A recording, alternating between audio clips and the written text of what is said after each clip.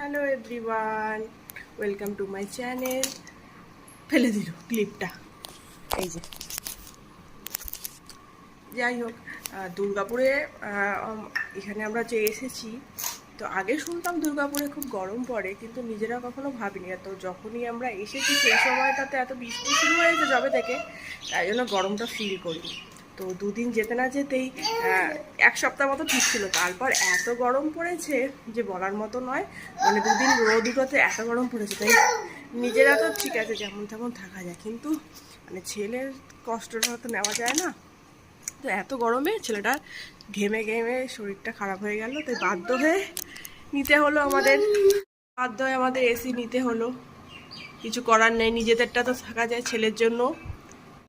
মানে বিয়ের পর এতদিন বাইরে থেকেছি, মানে দিল্লিতে এত গরম পড়ে, তখন আমাদের কুলার নেওয়া হয়েছে, এসি নেওয়া হয়, কিন্তু ছেলের জন্য আজকাল বাড়িতেও এসি চলছে, এখানেও ছেলের দৌলতে সব হচ্ছে আজকাল।